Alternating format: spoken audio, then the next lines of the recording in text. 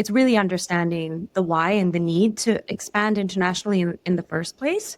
What are the benefits? What does market growth look like, or what could it look like? Is there a need, first and foremost? There may not be a need. But I think, when you are at a stage where you feel ready to grow internationally, then of course, there's an impact, should be a good impact on the bottom line. But then you're having to look at what that ultimately means for the organization. You're listening to Content Logistics, a podcast for B2B marketers where we explore the foundational and sometimes frustrating elements of content. We're talking to the experts, learning all their tips and tricks, and sharing them with you. We don't gatekeep here. Let's get started.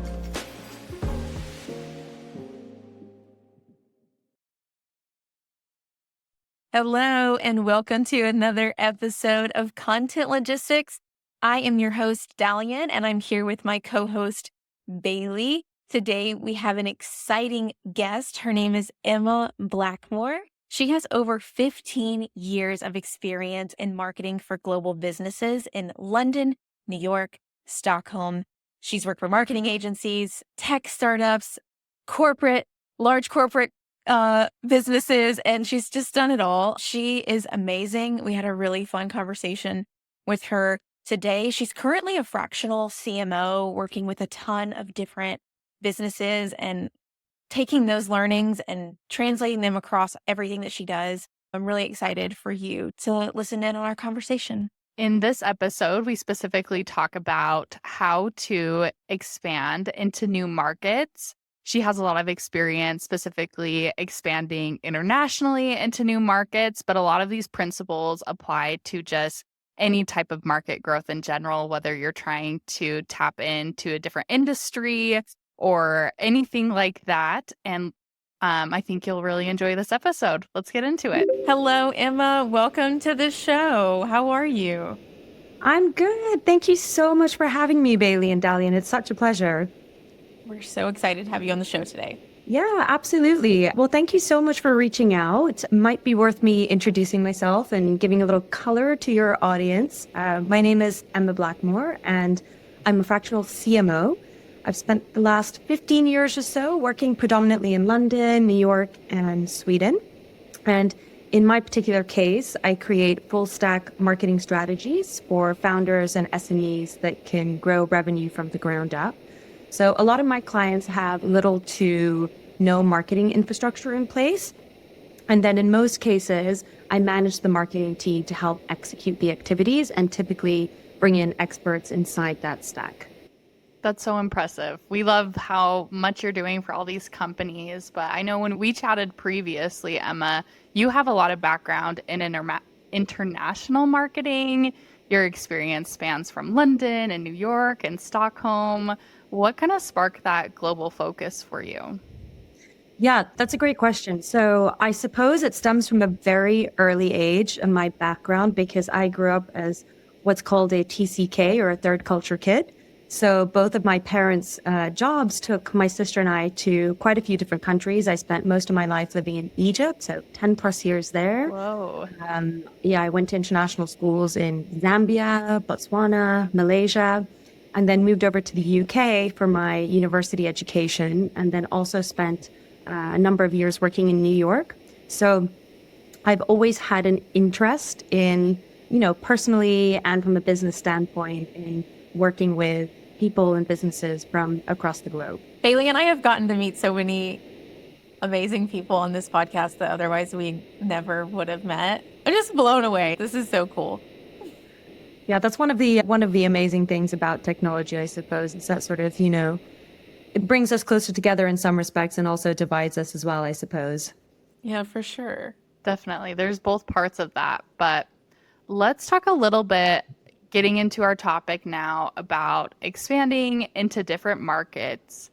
So I want to just look at the big picture of this to get started. What are some of the long-term advantages that companies can gain by entering some of these new markets? Yeah, absolutely. Well, I think first and foremost, I think any company, in my case, typically it's startups and SMEs who I consult with, it's really understanding the why and the need to expand internationally in the first place. what are the benefits? What does market growth look like, or what could it look like? Is there a need, first and foremost? There may not be a need. But I think, when you are at a stage where you feel ready to grow internationally, then of course, there's an impact to be a good impact on the bottom line. But then you're having to look at what that ultimately means for the organization. So, brand adaptation, determining whether or not the said company needs to adapt its positioning, its messaging, its visual identity to perhaps, better resonate with the local audience. Or perhaps it might come down to building local networks, establishing relationships with local media outlets, influencers, chambers of commerce, who I've also worked with in the past, or perhaps, potential partners to help build that brand awareness and credibility in the new market. But having a clear market entry strategy would be absolutely key to determine the best way to enter the market. So whether that's through, as I mentioned, partnerships, or through direct sales or online channels as well, that really sort of then align with the holistic marketing efforts accordingly, I would say. I like your point of this is probably not a strategy for every single company. Not everyone should be focusing maybe on expanding internationally. And I think maybe Dallion, I'm guessing we were kind of on the same wavelength of how do you determine if this is the right step, if this is something your company should look forward to? Yeah, well, I think, marketing and sales are so closely interlinked. I mean, marketing is so closely connected to most areas in any business, but it will come down to understanding what the commercial objectives of the business are, and then looking at what the marketing output is as a result of those objectives. So really, it goes back to a question that, predates marketing's involvement in many respects, I would say. I love that. Yeah, we got to go back to the sales and marketing aligned. That's something we talk about a lot as well.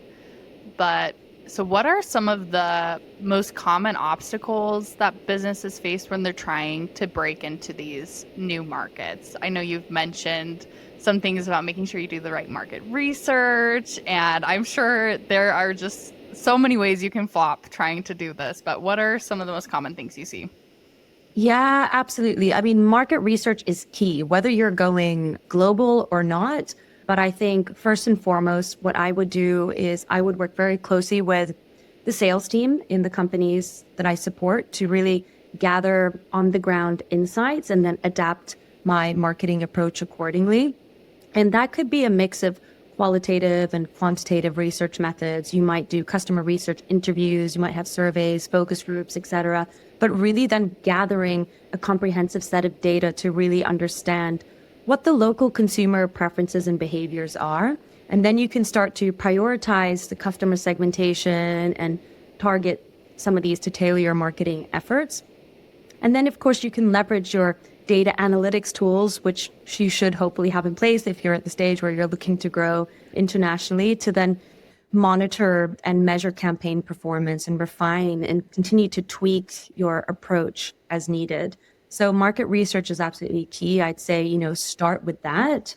I've seen a lot of other interesting cases when it comes to sort of cultural nuances, which extend just beyond sort of, okay, what languages are we going to make sure that we communicate with our respective audience in? It's more about, well, what are the linguistic differences in terms of the cultural nuances that extend to sort of, communication, body language, ways of perceiving information. And then, of course, there's even, legalities around compliance to, avoid potential legal issues or fines that might be different in various markets. So those are some of the key challenges, I would say. And I have specific examples for some of the companies that I've worked with, which I'd be happy to share as well. Yeah, I'd love to hear some examples. But Emma, I'm curious, how long do you normally spend in that research phase? I almost feel like you could spend a really long time trying to figure all of that out. Yeah, I think that's a very good question. Now, look, I work with a lot of startups, so they don't necessarily have tons of money and tons of time. Yep. So I would say sometimes, quick and dirty is no bad thing. It forces you to be exactly that, get scrappy. So I would say, start with a handful of customer research interviews. We're doing one now for our set of interviews for a fintech AI company that I'm working with to better understand the preferences of their various customers. So we've divided them into different cohorts. So we have our existing customers, we have our churn customers, we have our prospect customers, etc. Interviewing a handful of them from each of these cohorts to really understand what their sort of pain points are, what keeps them up at night, what do they like about the product or service, how does it differentiate in one market from another, what are the understandings and nuances of the business and its offerings. And these can be done with internal resources in the team. You can involve your product team if you have one, or your customer services team, or the sales team. And it can be a collaborative effort, really. So I don't think it needs to be this lengthy process. I think it's just about being really clear on why you're doing it, asking the right questions, going out there and then making sure that you're synthesizing this quote unquote data or this information that you're receiving, and then pulling out some of those key tangibles to make informed decisions. That really resonates with me, and I think with our audience too, because scrappy marketing is so important. I think so many companies, even aside from just startups, are realizing there's budget cuts and teams are getting smaller. You have to be really conscious of that as you're doing this type of research. Absolutely. I mean, I think, you have to be resourceful. Budgets are no longer what they were, pre-COVID. People are cutting back. And that's also very much, reflected in my role as a fractional CMO. The blended workforce is growing. There are more contractors, freelancers, fractionals out there at the moment. Businesses are realizing that they can tap into, in my case, a CMO at a fraction of the cost for a fraction of the time and still get the results that they are hoping to get from perhaps a full-time CMO that they are unable to commit to at the specific time for a number of resourcing challenges, perhaps.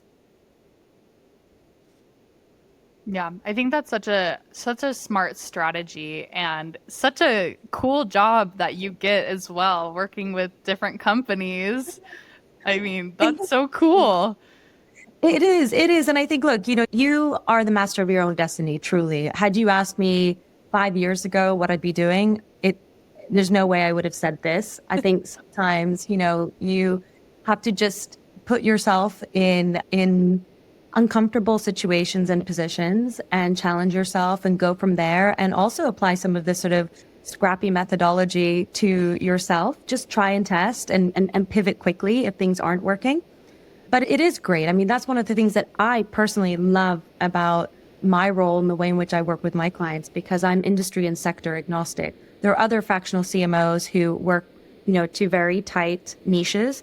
I don't, because I feel that a lot of the marketing principles can be applied across the board, whether it's a B2B or B2C company. Now, of course, a lot of them are sort of, similar size and turning over a similar amount, if they are turning over anything at all, of course. So yes, I love it. I have clients internationally, predominantly across Europe, but also clients who are expanding into the US market. So I get to meet a lot of wonderful clients with, similar goals and objectives, which is growth, of course, but in different remits. What do you think the biggest challenge is breaking into the US market? I'm curious. I suppose it depends on where you're coming from, really. But I remember at my time, so pre my fractional roles, I worked for the Swedish Chamber of Commerce for a little while because I am half Swedish. And that was a wonderful opportunity, because what we would see is, Sweden has some of the largest tech unicorns in the world coming out of, a very small country with a population of, I think we're just over 10 million now. But there is very much an idea that what has worked in Sweden would work in the UK, which is typically sort of a testing ground that they would go to before pivoting to the US. Okay. And they would quickly find that was not the case. So I'll give you an example. In Sweden, it's quite easy to get hold of a decision maker at a company. So you could pretty much pick up a phone and get through to whoever you need to get through to, who can, pull the purse strings or make the decisions that need to be made. The UK, there are a lot of gatekeepers. It's much more difficult to get through to the right people. So you're having to rely on connections, building your network, putting yourself out there in the right opportunities. So the Swedish Chamber of Commerce welcomed almost 400 businesses, SMEs to larger sort of FTSE 100 companies to help do exactly this, to help sort of grow business. And the US, I think, is, just a bigger UK in many respects, right? There's even more opportunity in some respects because there are bigger budgets, there's more money to be made, which is why I think the US is, for so many startups, the ultimate goal. It's the opportunities that are presented there. Yeah, I like what you mentioned. Just the sales cycle gets more complicated kind of as the budgets grow as well. It does. Yeah, absolutely. Budget, I'm working with a client right now in the health and wellness space in the menopause supplements space, which is very interesting. I think it's an area that's growing instrumentally right now.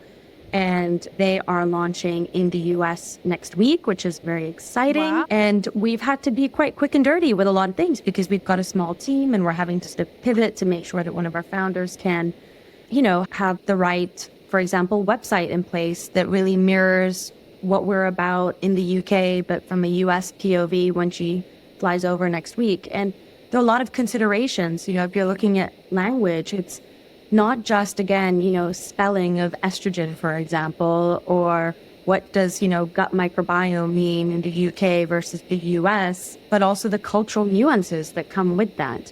Is the consumer, the customer, going to understand what we are talking about, what we've been talking about in the UK, and how does that translate in the US?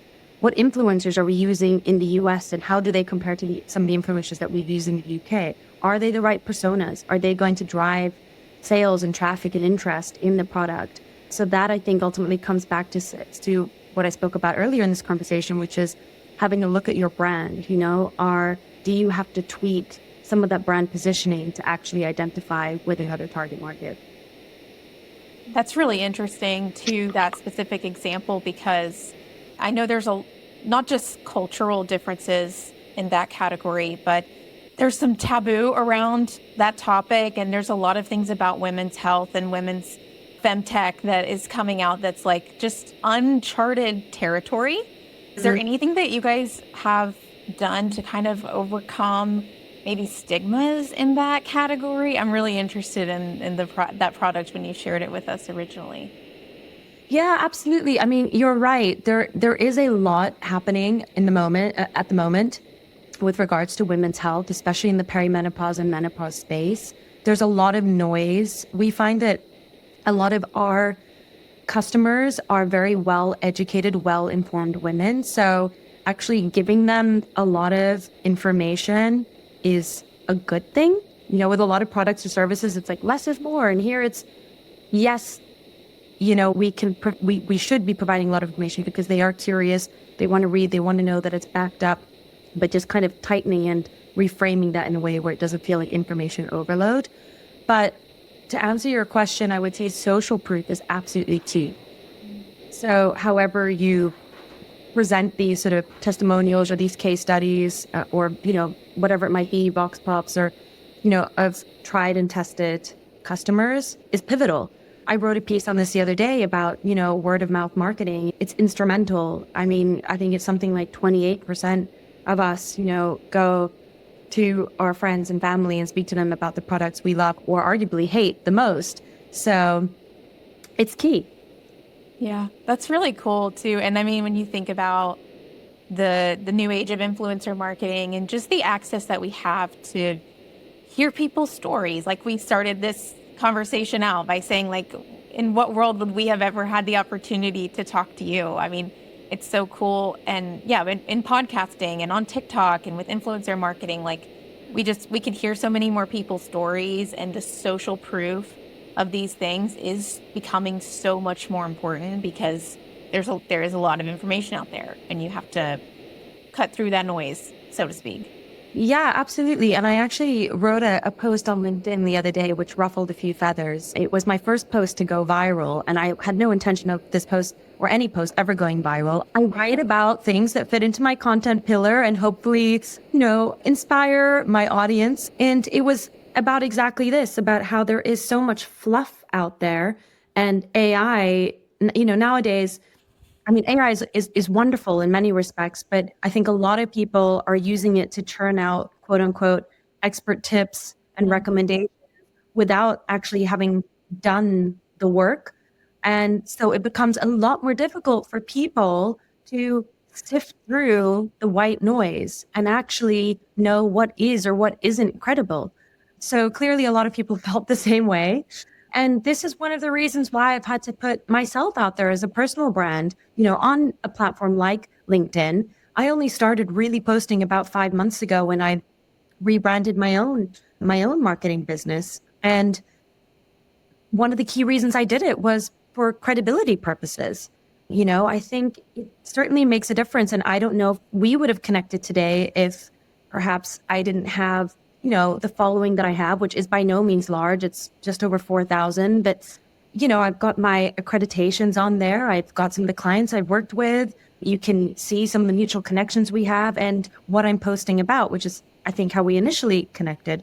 So it's absolutely key. Whether you are, I am a business, I am my own brand. So that's how I look at that as well. 100%. It's our thing at Marketers in Demand as well. It's why we do these shows, and we invite people from all over to come and speak about topics that are relevant to what we do as well. And it's just, it's the way. And you do have to really put yourself out there, though. You do. It can be tough, but I love it. It opens up a whole new world of opportunities. Yeah. And I think, it's funny because as marketeers, we're often very good at marketing our clients and less so marketing ourselves. But, this is one of the reasons why I rebranded, not just from sort of, the value prop and refining my service proposition and everything, but also from, the brand identity and the look and feel. What is it that I want prospective customers or clients to see when they land on my webpage? I want them to feel like, yes, she knows her shit. Yes, she's worked with these clients. Yes, I can see testimonials, but also, okay, great. She's got a site that I feel like I could get on board with. She can actually deliver what she says she can.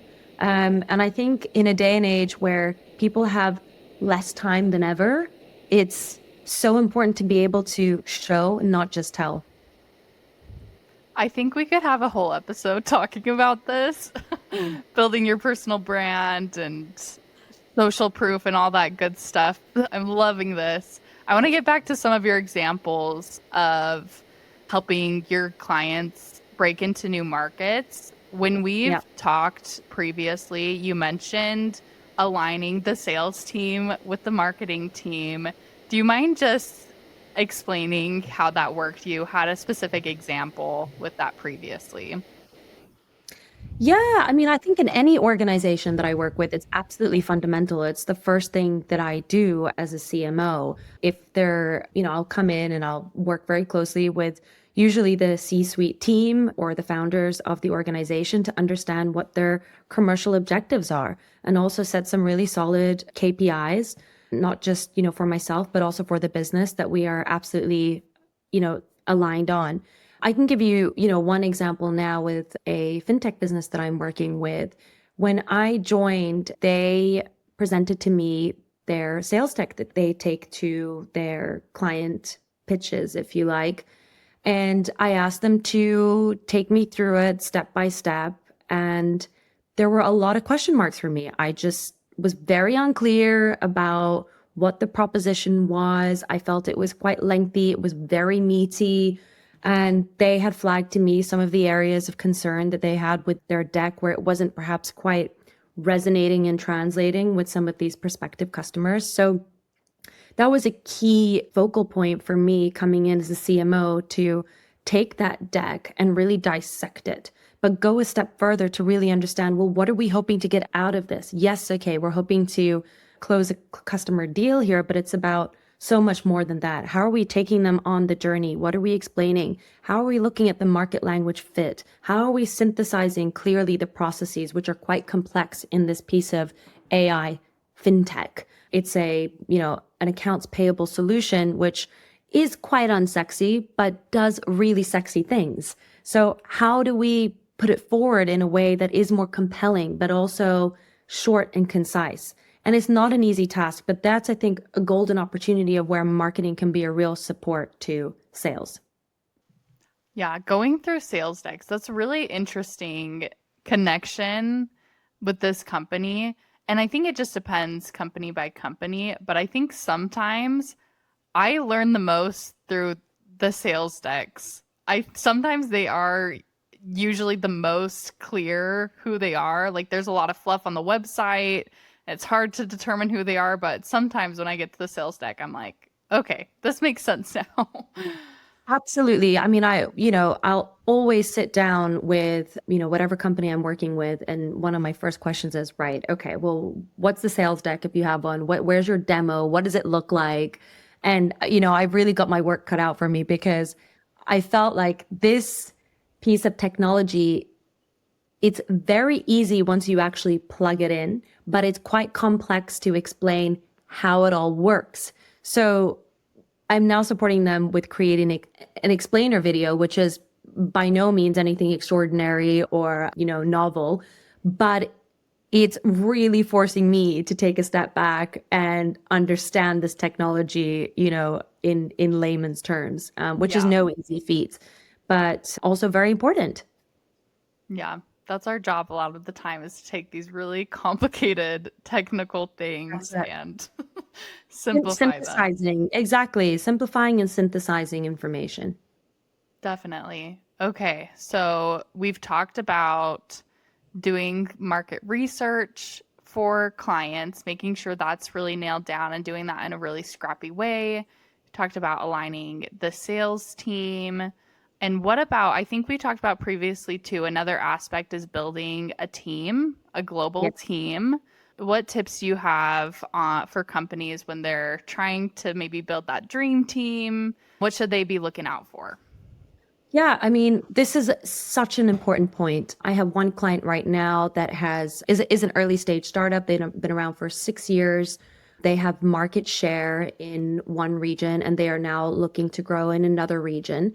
And they have a small team in this new region, but the key salespeople in this new region are all from this country and speak the local language, which I think is absolutely key. Because I think when you're building, and this doesn't necessarily need to be the case for every single business, each business truly is a snowflake. And what I mean by that is they are unique. But I would say in the case of the company I'm working with, hiring local talent that understands the market's cultural and linguistic nuances can definitely help bridge the gaps in any understanding. They might already have a really good Rolodex of contacts or companies that they've worked with in the past that will stand them in good stead.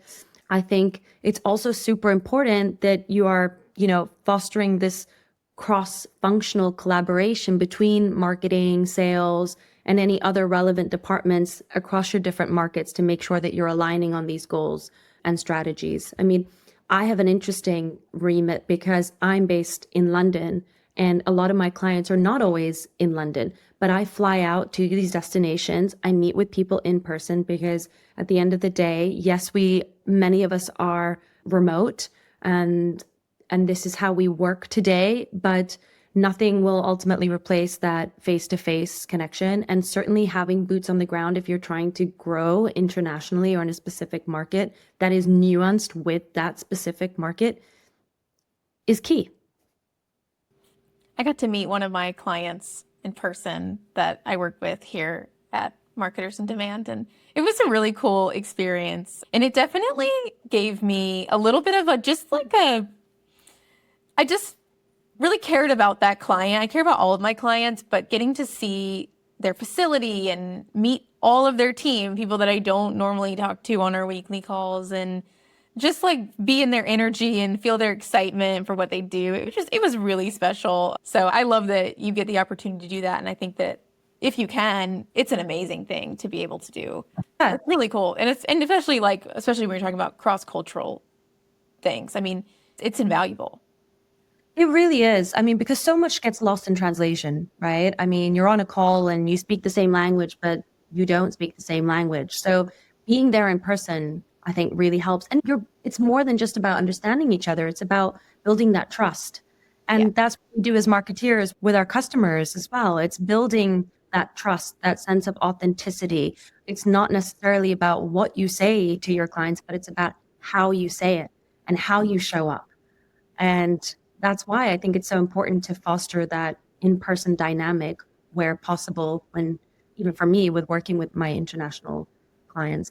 And I think that's also, my favorite clients are the ones that really feel like, even though I'm a fractional, I am brought in as a member of their team or an extension of their team. I'm roped into, the stakeholder committee meetings. I'm, involved in the all hands meetings or whatever it might be. There's an opportunity to really feel like you are part of the team.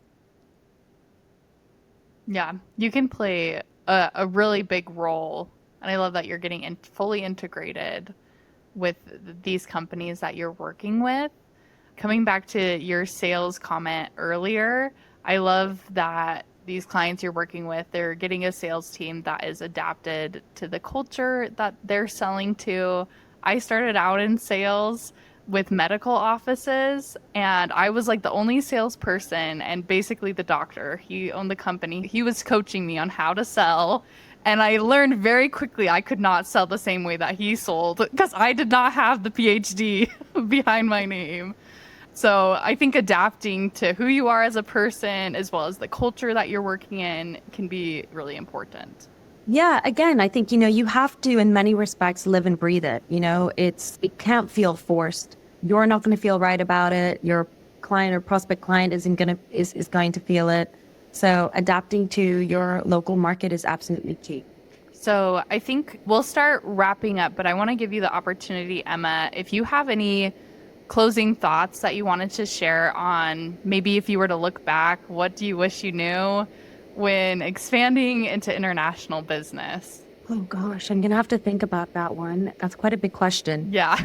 To kind of surmise in like one point. I would say making sure that you have the right team in place is absolutely fundamental, not just for, global expansion or, international expansion plans, but just generally. You could be a small business owner in the US, say, in 1 or 2 states looking to expand to another 10. You're not necessarily taking your business internationally, but you're growing it stateside. And that requires having a strong team with the right capabilities in place. So I think a lot of this comes down, not just to marketing per se, but it's a bigger question about, the business fundamentally. But of course, when it comes to marketing, I would also say if you have the opportunity and you're running campaigns, might be across Meta, for example, or whatever paid acquisition you're choosing, there might be several. A/B test. Right? Run lots of campaigns, see what works. What types of images are you using? How does your copy work? Do you have market language fit in one market? Okay. Does it work in the other? And it goes back to my point earlier about it's okay to fail, but fail quickly. You need to pivot. So keep, try fast. Yeah, I love that. I imagine there's a lot of that after the research phase that you just have to try some things out because you don't always know until you put it out there. And I know that can be scary for some people. And some people really don't like that level of, discomfort to not know what their result is going to be. But to me, that's the fun of marketing. I love when we get the freedom to experiment and try out a few things and be surprised by the result. Yeah. And I think for startups, especially in SMEs, it can be debilitating if you don't. Yes. So it actually has the adverse effect. Absolutely. So we have, whenever we have someone come on our show, we always ask them a very specific question at the end. And that question is, what is your biggest content marketing ick? Well, I think it would be what I just posted about in my viral LinkedIn message, which is basically fluff that is just regurgitated from God knows what AI tool. And you can just tell that it's not authentic. It's not personal. It's just a bunch of stuff that bears little resonance. That's probably my biggest ick. But actually, thinking about it, there's probably one even bigger ick than that one. And that is the AI generated comments in the reply sections on people's LinkedIn posts. Oh, wow, that's a good one. I mean, almost every single person says that ick. Like it's a very common ick amongst the people we've had on the show. At least they're like, "Oh my gosh, can we stop with the AI generated LinkedIn content?" But I hadn't even thought about that. As The reply are the worst, because then you just think, wow, we really lost it now. Is this just AI responding to AI? And you can tell so quickly. I think people are losing the ability to think, which is quite frightening. So I saw a post the other day that when we were talking about cutting through the noise, I saw a post the other day that was essentially saying that cutting through the noise now is just not doing AI content. Like when the noise is the AI content out there that we're seeing and are annoyed by. And so if you just create authentic content that's going to resonate with your audience, you're cutting through the noise anyway. that's it. That's exactly it. And, I think, this thing about trying and failing fast, it also applies to, to us as individuals and humans. We can't be, amazing at everything. But what makes us truly unique is the experiences that have shaped us along the way. We are one. There's only one of us. We should use that to our advantage. I certainly do when I speak with prospect clients. I try and give a little color on my background, my experience, the types of clients I've worked with, what makes me different, what I'm less good at, and ultimately build a rapport. People buy into people at the end of the day. So good. So good. This is coming up as a theme for us, Baylee, on our show. Definitely. I think we could all use some more authenticity in our lives. Yeah, 100%. I actually saw some crazy ad the other day about they have all these new interview apps where you can just basically you put your phone up on your screen as you're interviewing. This is next level. Other this, and you can't get away with that when you go and meet someone face to face, can you? No. Have you seen the new, I can't remember if it's Apple, their AI stuff, but basically the ads are showing in person using the AI to respond to the questions that friends are having. Yeah. Have you seen those? It's crazy. It's just, people are just losing the ability to think. It's quite frightening. I think we actually have a moral obligation to do something about this. And I know a lot of people feel the same way. And there are, of course, a lot of conversations being had at the moment. But yeah. Yeah, it's a whole new world. It is really fascinating. I think that, we're just at the beginning of it. It's really insane. I can hardly imagine what it will become, but definitely an interesting time to be alive. It is. And I think this is a whole nother podcast season for you. You just will discuss AI and what it's doing to people and businesses. 100%. Yes. Well, I feel like marketers, we got to be on the sort of forefront of experimenting with the lowest tier of AI. And we were maybe the most excited about it. And as more comes to the forefront, I think there's so many wonderful things that we can do with AI. And I hope that it gets used for all the amazing things that it could be used for, like curing cancer and other diseases and ending hunger and things like that are really important. But just funny that marketers got their hands on it and were like, we're going to create a ton of content in bulk for our LinkedIn profile. It's just funny to me to think about it. That no one wants to read. Yeah.